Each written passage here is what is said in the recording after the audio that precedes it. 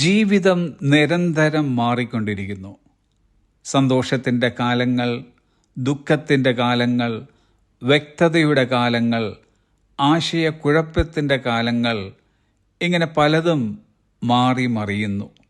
ആ കൂട്ടത്തിൽ മനുഷ്യർ മാറുന്നു, സാഹചര്യങ്ങൾ മാറുന്നു, നമ്മുടെ സ്വന്തം ഹൃദയ വിചാരങ്ങളും വികാരങ്ങൾ പോലും മാറിക്കൊണ്ടിരിക്കുന്നു.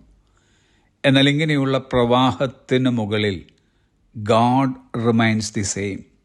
ദൈവം മാറ്റമില്ലാതെ തുടരുന്നു.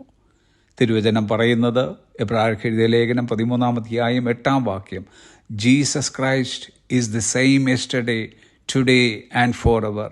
യേശു ക്രിസ്തു ഇന്നലെയും ഇന്നും എന്നും അനന്യനാകുന്നു. മാറുകയോ തളരുകയോ ചെയ്യുന്ന മനുഷ്യ സ്വഭാവത്തിൽ നിന്ന് വ്യത്യസ്തമായി ദൈവത്തിൻ്റെ സ്വഭാവം സ്ഥിരമാണ്. അവൻ്റെ കരുണ കാലാവസ്ഥാനുസൃതമല്ല, അവൻ്റെ ശക്തി ക്ഷയിക്കുന്നതുമല്ല, അവൻ്റെ വാഗ്ദാനങ്ങൾ കാലഹരണപ്പെടുന്നതുമല്ല.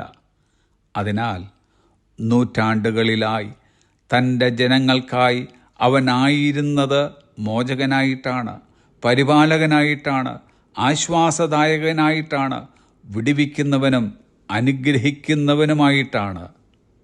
ഇന്നും അതുപോലെ തന്നെയാണ്. അതുകൊണ്ട് trust in God's unchanging character. ദൈവത്തിൻ്റെ മാറ്റമില്ലാത്ത സ്വഭാവത്തിൽ വിശ്വസിക്കുക.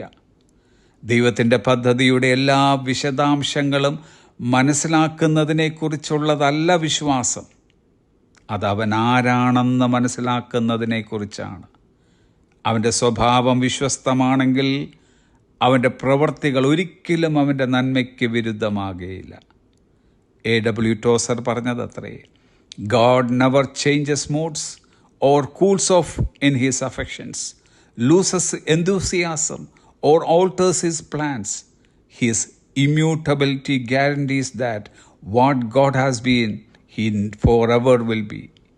ദൈവം ഒരിക്കലും മനോഭാവം മാറ്റുകയോ തൻ്റെ സ്നേഹത്തിൽ തണുക്കുകയോ ഉത്സാഹം നഷ്ടപ്പെടുത്തുകയോ പദ്ധതികളിൽ മാറ്റം വരുത്തുകയോ ചെയ്യുന്നില്ല. ദൈവത്തിൻ്റെ അചഞ്ചലത അതിൻ്റെ ഉറപ്പാണ്. ദൈവം എപ്പോഴും ആയിരുന്നത് പോലെ തന്നെയാണ് അവനെന്നും ആയിരിക്കുക. നമുക്കിന്ന് ഇങ്ങനെ പ്രാർത്ഥിക്കാം. കർത്താവേ, എല്ലാം മാറി മറിയുന്ന ഈ ലോകത്തിൽ എൻ്റെ ഹൃദയത്തെ അങ്ങയുടെ അചഞ്ചല സ്വഭാവത്തിൽ ഉറപ്പിച്ച് നിർത്തണമേ. മുൻപോട്ട് പോകാനുള്ള വഴി കാണാത്തപ്പോൾ അങ്ങ് ആരാണെന്ന് എന്നെ ഓർമ്മിപ്പിക്കണമേ. അങ്ങയുടെ സ്ഥിരതയുള്ള സ്വഭാവത്തിൽ വിശ്രമിക്കാൻ എന്നെ പഠിപ്പിക്കണമേ. ആമേൻ. Have a blessed day.